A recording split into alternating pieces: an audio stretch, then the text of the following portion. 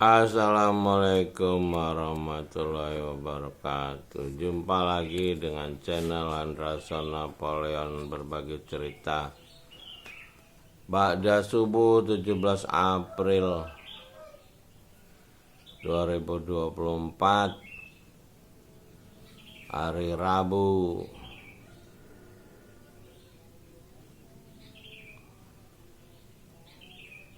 Dalam suasana Syawal,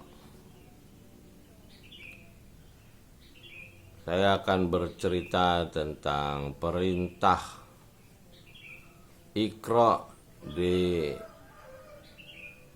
yang diterima oleh Nabi terakhir Muhammad SAW.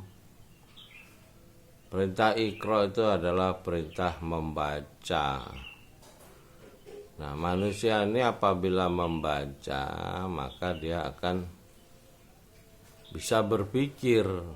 Nah, di zaman modern ini membaca berupa tulisan.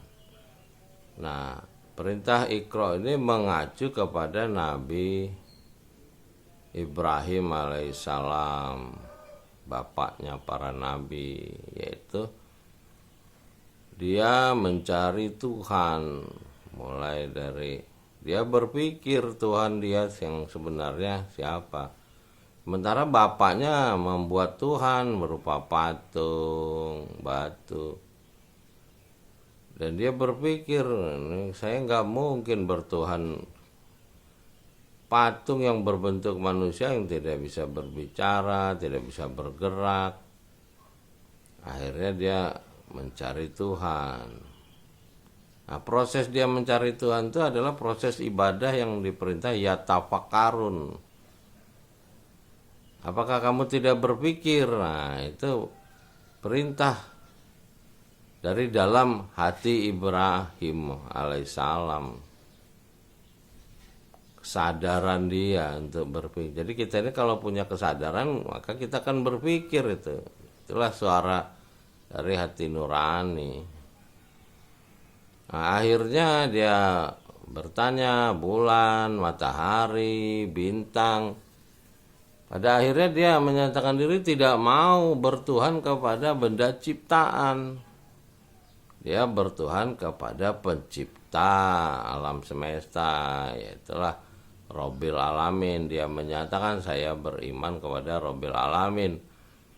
Nah, itu ada ayatnya di kitab yang disusun oleh para khalifah setelah Nabi terakhir Muhammad SAW. Nah, perintah tafakkarun ini sebagai ibadah manusia yang tidak berjalan. Hari ini banyak orang menjalankan syariat, menjalankan ritual tanpa berpikir. Dan perintah Iqra membaca tidak dilakukan, cuman melakukan itu nyanyi, bukan membaca dengan pikiran. Kalau kita membaca dengan pikiran ya merenung, membaca berkali-kali. Ayat-ayat yang ada di kitab itu merupakan simbol-simbol, tanda-tanda bagi orang yang mau berpikir. Nah, yang nggak mau berpikir ya dia tidak akan mengalami proses mencari. Itulah yang dibilang mahasiswa itu. Mahasiswa itu adalah orang yang mencari. Dia bukan dicekokin, dia belajar, udah bisa mencari ilmu sendiri. Dia belajar pada dosen-dosen yang sudah terbiasa mencari ilmu. Jadi dosen itu bukan juga mencekoki mahasiswa. Kalau SMP, SD masih dicekokin, dia baru belajar membaca. Sebetulnya SD, SMP, SMA itu belajar membaca, tapi yang parahnya yang mereka baca bukan kitab yang asli, yang udah terjaga 14 abad. Mereka ngaku beriman terhadap kitab, tapi kitab yang mereka imani tidak dibaca dengan pengertiannya. Jadi sholat itu sebetulnya membaca kitab dengan pengertiannya berulang-ulang. Makanya dibilang sholat itu mendirikan sholat, bukan mengerjakan. Karena apa yang kita baca di dalam sholat itu akan teraplikasi dalam kehidupan kita sebagai ibadah. Ya mudah-mudahan banyak orang bisa mengerti bahwa dia makhluk yang berpikir, dan perintah Iqra, perintah untuk berpikir. Makanya Nabi di stop, karena dianggap manusia sudah bisa mencari dengan membaca, belajar. Itulah era kita ini adalah era ulil albab, ulil absor, era orang yang berpengetahuan di zaman Nabi Ibrahim. Itulah teknologi cahaya mulai kita temukan dengan Android, dengan sistem digital hari ini.